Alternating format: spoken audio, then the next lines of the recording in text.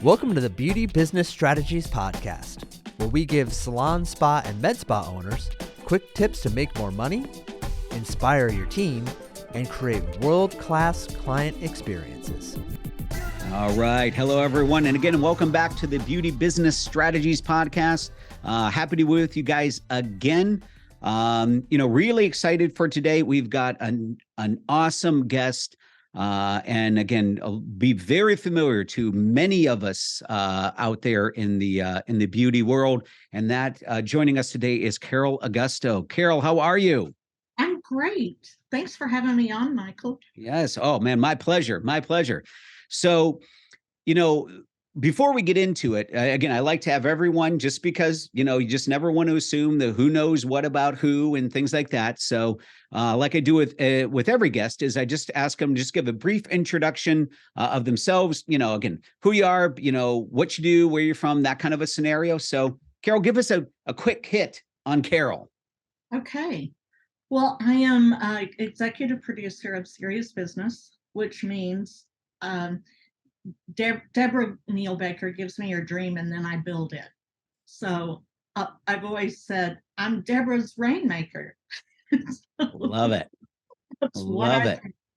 I've always been in the beauty industry. This is my 51st year in the industry. I'm not sure people actually say the number when it gets that high, but I'm happy to be. But you do, and I'm still in it. I love it. I love it. I also love the fact that, like I said, as you described, what you do, it's like, I thought to myself, it'd be really cool to put on my card that, hi, Carol Augusto, dream builder.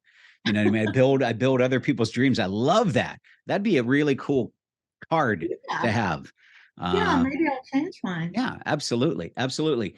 Again, for those that, and we're going to talk about, a lot of today, we're going to talk about serious business in the way that I think there's a lot of interesting aspects of serious business that no matter what business you're in and listening, no matter what your role is in a business, I think there's a lot of fascinating things we're going to get out of today's conversation. But what it's not about is not necessarily about talking about serious business, the nuts and the bolts. But for those that are not familiar with serious business, give us just a real quick hit on just, again, the kind of the nuts and bolts about serious business when it comes to a conference, kind of size, scale, that kind of a thing. Okay. As you know, but everybody else may not, we just celebrated our 25th anniversary of Serious Business. We're really proud of that, and Strategies is about 5 years ahead of us. This is your 30th year at evolving the beauty industry. Our big why is the same. It never changes, and that is to expose, evoke, and evolve our thinking. So that's why we have so many different thought leaders on our stage. So the main stage is always about the big picture. Breakouts are always about implementation. Very cool. Very cool. So that's our foundation that is always in the back of our head in looking and building it. Right. Love that. So it's something that, again, takes place every year, something definitely you want to check out. If you haven't checked it out, you definitely want to. It's a tremendous event, and you get to hang out with, well over 1,000 other like-minded business, leaders and team members and things. It's a tremendous, tremendous event. And again, it doesn't hurt that, you get to go to a cool place like New Orleans to do it in January, and that's always a win too. I love what you said, though, to get into the kind of some of the good stuff about today. I love what you already started with, because what fascinates me, and the reason I wanted to have you on the podcast is number one, you set up the idea that for 25 years running, building a conference, there's a lot of ways that, conferences can get very routine year after year after year. And part of it is, how do we keep it fresh? Because I think that's just important to anyone out there listening, is like, what do I do to keep this fresh? And how do I keep evolving my business? But you said three things there when you said, I think you said expose, evoke, and evolve. Yes. Yes. So expand on that a little bit, because I think that really might be the key already, the key secret sauce to what keeps this after 25 years, how it keeps us in fresh mindset. Well, that part is actually my easiest part around my job, is finding people that would do that, thought leaders, but mainly after Deborah comes up with the theme, because she usually comes up with the theme, and that is all based on what's happening in our world today, or as she calls the zeitgeist, in what should we be focused on this year. And so once that's done, then I start building it. And it's look at how much is going on in our world today. So that's why we chose indirect work as our theme this year, because we really believe that business development starts with personal development. You have to have both. So we always include personal development, so on industry, business that applies to anyone, and then the breakouts with actually sending home people with the tools in order to implement into their business when they get home. Love it. You had said, we had this conversation, just kind of on the side and things, and what I liked, and you just kind of made reference to it. What I love is the fact that you talk about, and what fascinates me is you talk about that, and it never really hit me after being at Serious Business the last couple of years. It never really hit me that it was like, I always felt like, and people leave there going, oh, I got so much out of this and I got so much from my business and things like that. And when you made that statement to me, wasn't that long ago, when you made that statement to me, like, if you really paid attention, really, it's all about personal development. They're really, especially this past year, and I don't want to downplay this in a negative way at all, the way I say it, but it's like, this was so much personal development, but how it applies to the business development. But really, there wasn't necessarily per se a lot of business development. It was just so personal, but you attached to how it applied to you in your business. And I want to make the right connection. I was like, oh my gosh, because all you hear is people walking away going, oh my gosh, I got to take this back to my company and I got to do this in my business. And I thought about it even in the classes that I sat in on in my role in our company. Like, I was getting so much for the business, and realistically what I was getting is so much for me. And right. So you pulled your voodoo on me, Carol, is what you did. Good. So that's my job, is to find people that love that. So thank you. Yeah, no, I loved it. So as you start to think about, as you start to put together then, again, a conference the size and scale that Serious Business is, if expose, evoke, evolve is kind of the easy part, and we got the theme, what then, number one, a natural question that I want to know is, all right, what's the hard part? But beyond that, then what does get difficult? What are some of the challenges? But how do you look at it to start to say, because I'm always fascinated too, and I ask you this, I'm like, it's amazing how, and I'll give a little bit of back on this, a little bit of back history. So this year I had the pleasure of being able to do a breakout at Serious Business this past year. It was phenomenal. Appreciate the opportunity. And with that, what I had realized was, you never asked me for any of my slides.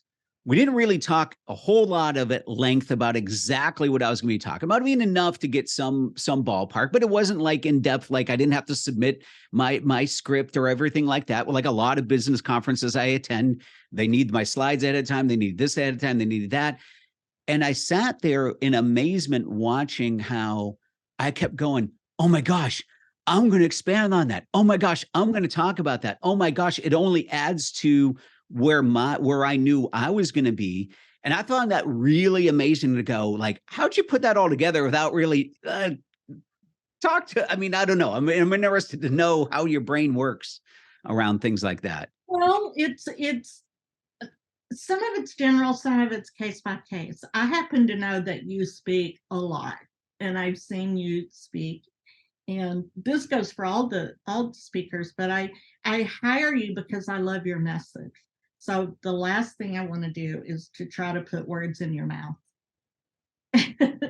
because it's yours. I don't want you to have to worry about my thoughts or what I wish you would say. All I say is it cannot be an infomercial. Right. Right. which congratulations, you didn't.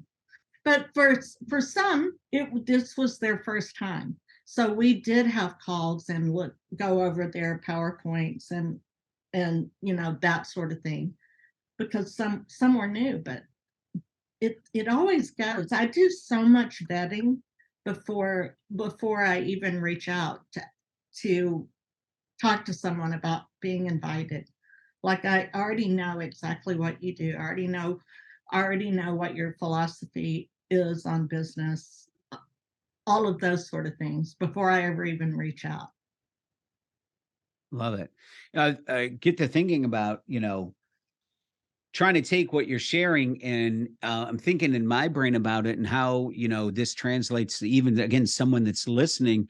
What's really standing out to me about that is, if I'm a business owner listening in now, I think the key points that I know for myself personally, I'm taking away, even in my role, is taking away is the fact that, knowing as a great leader, and, really, Carol, that's really what you are with this, is being a great leader is knowing when to say, hey, you know what?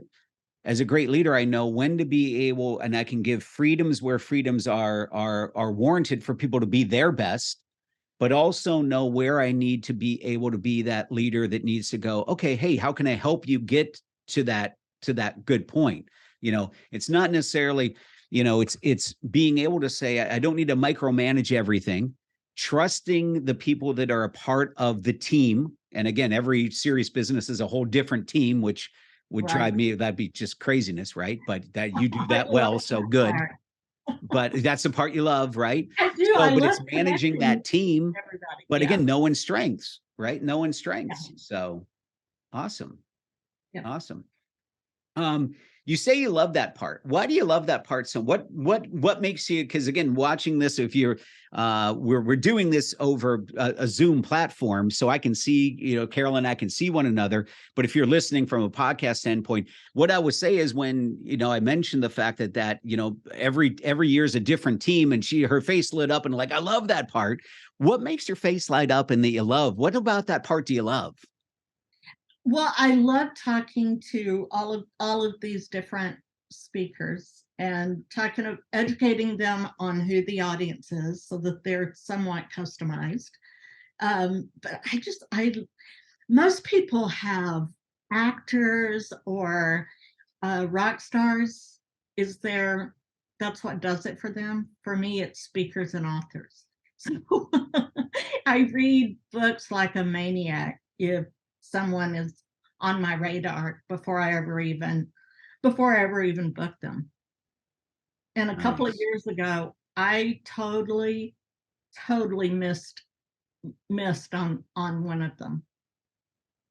And we were knee deep in the pandemic, and he was an anti-vaxxer, I found out. Gotcha. So yeah, doesn't really match with our industry. Right. Didn't jive. We don't always, well, that's a good thing to learn too, is, again, as leaders out there, we don't always get it right.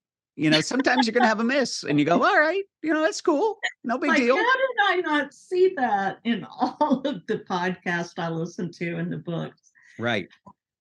I determined it was kind of a new thing, but I was able to gracefully get out of the contract.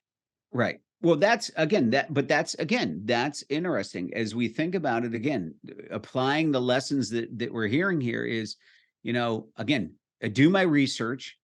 I learn as much as I can about the person that I'm interacting with. And maybe that's a brand new team member or an existing team member, right? I'm learning as much as I can so I can be the best for them that I can be. And also then knowing where that person's strengths are, and how to utilize those strengths, which is, I think that kind of reads across all genres as far as that goes. Now, you mentioned the fact that for everyone out there, I know I'm sensing the audience without knowing the audience. You mentioned the fact that you're this voracious reader, right? Just absorb books, right? Love the books. I guarantee you there are other people out there right now nodding their head in agreement. And I'm going to be remiss if I did not ask, because all those people are going to ask the same question you would ask if you heard someone's a voracious reader. All right, what's on your must-read list? So, Carol, I need your right. Maybe Give me, because I know if you're a voracious reader, you're gonna have a hard time classifying this for me. So what I'm going to ask for is, like, all right, maybe your top 2 or 3 books that you're just saying, listen, foundations, got to have it, man, just resonate, bend the, you got to have them. And then maybe your 2 or 3 more recent that you're like, oh, totally into it right now. So give me whichever one's easier for you to hit right out of the gate. What's the foundation ones, that Hall of Fame ones, or the current, like, what's got you? Well, I'm pretty blessed in that there's a handful of people that start sending me pictures of a book cover or someone they just saw. So I already have a contract for one person for 2024. It's Nice. pretty early in the game, but his name is Will Gadari, and he is, the title just left me. He's a hospitality guy, so it's about experiences on to level up our hospitality, our customer service. It's so hard to come up with different things Yeah. No. to wow people. So I'm super excited. He's a co-owner of the top restaurant. It's in New York. That's just main top restaurant in the world.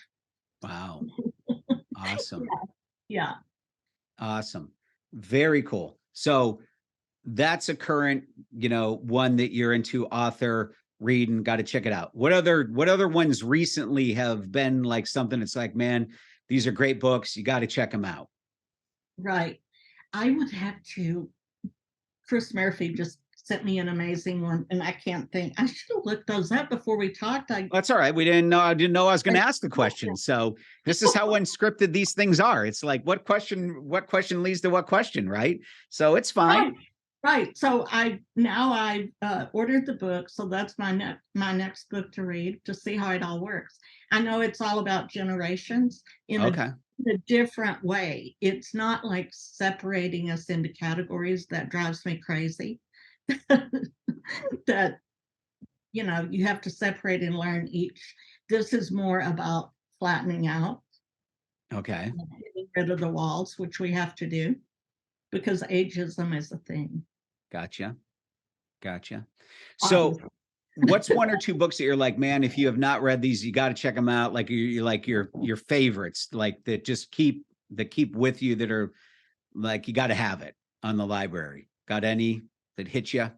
Got to have on the library? My all-time favorite, and probably made the most difference in my life, and it was a long time ago, but if you hadn't read it, you should. And that is Stephen Covey's 7 Habits of Highly Effective People. Right. Yep. Well, that should be, again, a familiar book to a lot of people from the name and things, but that's exactly right. Sometimes things that are familiar to us, we just kind of tend to ignore and we haven't explored, but check that book out. Again, powerful, no matter where you are in your journey, to be able to read. Part of what I do, I mentioned how long I've been in the beauty industry, but I didn't mention that the first 18 years of it was spent being a hairdresser. I was a pretty cool hairdresser, by the way. And then I went into sales and sold truckloads of Aveda. And then I left the company for a bit, and then Edwin II asked me to come back and take over Serious Business and help grow it even more. So having said all that, my most important job really is sitting in the seat of the audience and looking at everything that we're doing in their eyes, so that it's really, developed for our audience. Love that. Again, I think that's just another great, there is, again, another great, I think, takeaway for everyone is, how often do we, again, this can really, it doesn't matter what role you serve in a company, is if you were to take that approach in your business and say, do I sit in the seat of the audience? And you can use that from a standpoint of, do I sit in the seat? And as I think about, if you're a leader, do I sit in the seat of my audience, meaning my team members? and that can be your audience, Mhm. and the people that entrust, their futures and things to your direction and your guidance as a leader. Do I sit in their seats and see, what does this look like? If I'm a team member, do I try and sit in the seat of people that might be in a leadership position around me? Do I sit in that seat and go, what's that perspective look like? Because you know what, if I really sat there and thought about it, I might discover it's like, whoa, that looks different than what I might, I might really, have in my first visions. But then there's also the fact you can even take that to the idea of, do I sit in the seat of my audience, meaning my customer? So if you're a team member or you're a business leader and you think about like, all right, this kind of ties in with, even what you just were sharing earlier, that whole idea of setting up the idea of the experience, the hospitality you mentioned, just already for this coming year, about, the speaker. It's like around the experience, but do we sit in that seat as well? And how do we do a good job of sitting in that seat? I think that's interesting. I want to actually ask another question around that, because I just kind of hit me. It's, we can sit in the seat of that, but sometimes I think we just kind of go a quick, like I sit down, a quick look, and I'm right back up. I think you have to be able to really just kind of really, I guess, honor what that is saying, is sit in the seat. How do you really sit in that seat to gain a perspective that's different, not just I plop my butt down for a second and then, okay, cool, and then I'm back up? I think to be able to see it from a different angle. I mean, do you know what I'm asking? I hope you get what I'm trying to say. Yes, sort of. But I have I have a lot of friends in the industry, and I talk to them a lot about, what's going on. And one of them, we were talking about the experience, and I think our bars have been lowered on expectations. Like I was telling him, I'm happy when I go to a store and someone greets me. How low is that bar? Right. Yes. Yeah. So I'm always looking at it from how it applies to the salon business, how to implement the information in your business, and just what's relevant. And so much is relevant that you may not think so, like especially the speakers from outside of our industry. And we feel like you have to learn also from outside your industry. If you're only learning from the peers, you stay in this bubble, and there's so much good stuff out there, more than ever now, with podcast, Audible. There's so many ways to read Right. and to see what applies. And that's exactly how I do it. Like, I'm finishing up Will's book, then next I'll move to subscribing to his newsletters, and then listen to podcasts. Just, and then, with thinking in the back of my head, how does this apply to a salon? Hmm. And That's, hopefully people are able to sit there in the audience and picturing how that applies to their salon. yeah. And you mentioned the idea of, going to the nuggets that we can take out of this conversation. You just mentioned a couple of things that, again, stand out to me, with the idea of not only sit in the seat of the audience, but make sure you sit in the different seats too, Yes. because the view is different from everywhere in that theater. If we're going to kind of apply it to the, from a serious business perspective, in a big theater with a main stage, listen, the view is different, and that seat looks different if I'm front row center or if I'm in the balcony off on the right-hand side. That's a different view. And, Uh-huh. taking different views, I think, is critical. I love that nugget. And the other thing I love that you said that I don't want anyone to miss is, because it's easy to miss some of these things when you got so much good kind of coming out. I love the fact that you talked about the fact that, make sure you vary it. I'm going to paraphrase, make sure you vary it up. It's like, yeah, it's great to get voices from that industry, but also we got to look outside too. And I think that in some ways that seems common sense, but sometimes common sense isn't so common, right? So, but varying it up and getting different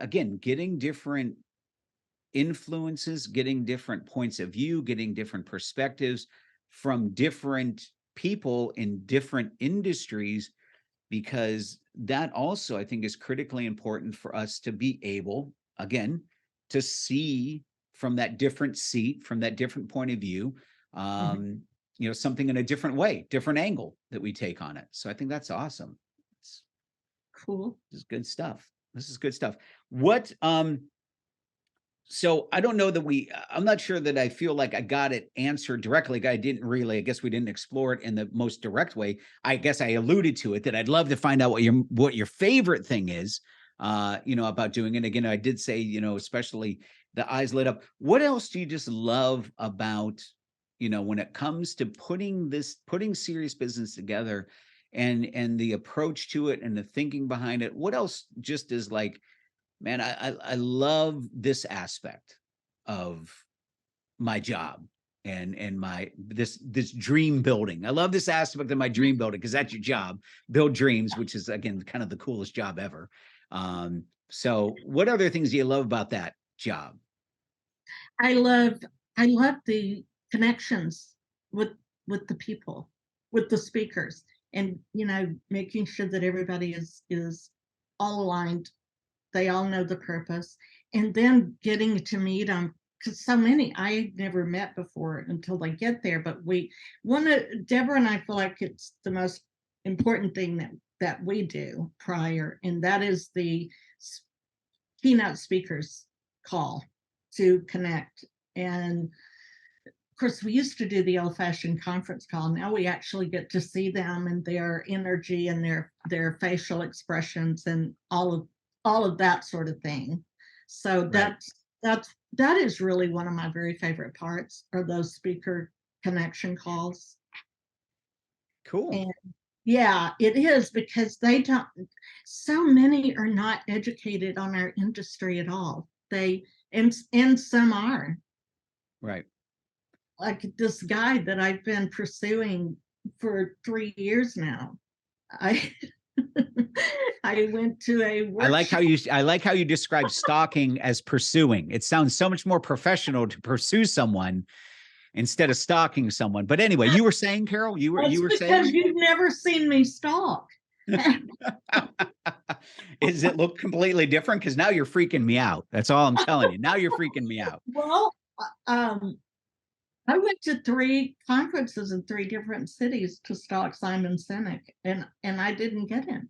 But I went to Costa Rica to a workshop last week. This guy was teaching that I've been trying to get for 3 years. Got him. So. Perfect.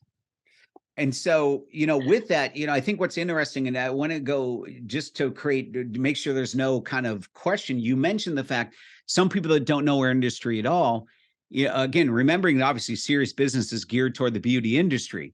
But again, just for those that might not be familiar with serious businesses, serious business, when their keynote speakers are made up of a wide range of people when it comes to experiences and where they root themselves and what industries and things like that. Like, for example, this past year, I forget his name, but he was a NASA freaking rocket scientist who then turned into a doctor, who then turned into he had more initials behind his name than what my name has in it completely. But super great guy, really personable. But what I'm saying is, there's someone that doesn't, this guy builds rockets that go to Mars, man. And so he's not like down with like, okay, what's this beauty industry thing about? And like, how does that relate? So when Carol mentioned the fact that some that don't know our industry, because she attracts people from all industries across. Some certainly have familiarity with it and are more locked in. Others are, but the messages always resonate. The messages always resonate. So. And for those that are not familiar, we really enlighten these people on the importance of the beauty industry. And we always tell the story of how many people, if you ever want a message out to the world, tell your hairdresser. Right. Something that they're passionate about. Right. And they talk about you to 8 or 10 people a day if they've fallen in love with you. And Ozone Barrel, back to him. Ozone, that's it. Yes, we had him in 2021 when we had to go all virtual. We had him, but we felt like with it just being virtual, that we really needed to have him back live. And he loves our industry, which he had no doubt. I mean, nothing. He didn't know much except that he went to get a haircut, and it was an okay experience. But by the time we were off of that connecting call, he knew all about it. And people are fascinated by how big our industry is. Right. And that it's big business. Right. And so they loved it. Well, right. And again, taking out that, taking out these little nuggets through this conversation is, you mentioned the word, at least 5 or 6 times just in the last couple minutes, the word connection. Again, when we're talking about what makes serious business and this conference so successful is, we've talked about sitting in other people's seats and going, how do I recognize? We talked about the experience piece. We talked about those things. One other piece that I want to make sure we hit is the fact that there's the connection. And so, that's something you mentioned, like what this all started with the idea, what do you love? What's the other aspect that you love about the job of being a dream builder? And, I love it because I get to create connections. And in the connections with material and connections with, the story and things like that. That same thing applies to all of us too. It's how are we growing connections and relationships and experiences in our businesses with our team members and with the clients that we get the honor to serve. And that's a big part, like you mentioned, it's like you made the joke, and it really is true. We're all familiar with it, but it's like, anymore, I'm just happy if someone greets me when I walk into a store. Like, will someone look up and just look me in the eye and be like, hey, good morning or afternoon, or just any kind of greeting, Right. It's not much of a connection, but it's got to start somewhere. You got to start with something, we're already missing those connections. At least at Starbucks, they write my name on. Right. Exactly. So how do we create connection? We have to level up. So right. Level Up came from Ryan Leake. So, yeah, we have to make it different. Yep. How do we make a connection and the difference that connections can make? So, I think to start to kind of wrap this up and kind of put this, put a bow on this in a way, again, talked about a lot of key components just through today that we can apply in our lives on a daily basis. As we just spoke about connection, we spoke about experience, we spoke about sitting in someone else's seat. We spoke about a lot of really cool things that in the bigger picture, I'll use the most overused word in our industry, second only to teamwork, which is the most overused word, I think, in our industry. We've become kind of dull to it. But the second one to me is culture, right? It's like, but all this does build a culture. And so what I mean by overused is we all think we have a culture, but when you experience a great culture, you know it. And I think that's one of the coolest things about this is about serious business is serious business has a great culture, and you know it when you see it. So when you're an attendee there, you feel it. There's an energy about those 2 days that's palpable, and it's really awesome. And people are open and they're welcoming and they're energized, and you can feel the energy. So that's a great culture. But we also then see that culture, because we want to create great cultures in our business by doing the things that you've heard Carol sharing already throughout this podcast. But we start to see then that leads to results, right? And so again, in some ways, I almost feel somewhat remiss if at strategies we didn't kind of start to maybe share a number or two around this. And again, Carol, I know this because we were talking about this before we officially hit the record button, but you were sharing, just by chance, you happen to be sharing the fact that you were so excited about getting back some data from the app that Serious Business uses. And it really speaks to me, it really speaks to when a culture is right, you see the results. And I think that I'm going to ask you to share a few of those results that you see, because that's the tangible part that goes, this conference made a difference because of the connection we made, because of all these other components that were put in place that we've talked about. But here's how it manifests itself. So share the things that were most exciting to you from a data standpoint that were like, yeah, this, I know we hit the home run. Well, I was telling Michael earlier that it's probably been close to 10 years that I've been begging the attendees. And if you listening actually go to Serious Business, you know I do this, but getting people to download the app and actually engage, and give moment to moment feedback, or however you want to use it. But this year, 85% of the attendees downloaded the app and used it. Awesome. That is pretty good, no matter what industry you're in. Yes. But this was very exciting. And through that app, I feel like I answered a whole lot of them, but there was messages. There was 5,343 messages in community. That's amazing. It's amazing. So people really are wanting to connect, because a lot of that was with each other, which right. It's very exciting. Within that, the attendees set up 62 different meetups. So I've always said coming to Serious Business is like going to a family reunion. And then somebody corrected me and said, say college reunion, because they're way more fun than a family reunion. Absolutely. Absolutely. What I think is interesting, and I want to highlight that 5,300 in connection, over 5,300 messages sent through the app. Again, we're not talking about text messages. We're not measuring that. That's something that the app doesn't have the ability to measure. What's unique about that is 5,300 unique messages over the course of 2 or 3 days, because we'll say get in early, but you know what I mean, over the course of, let's just say 72 hours, 5,300 unique messages. And again, those messages are being sent to people that probably they aren't familiar enough with to have their number in their phone to send them a direct message.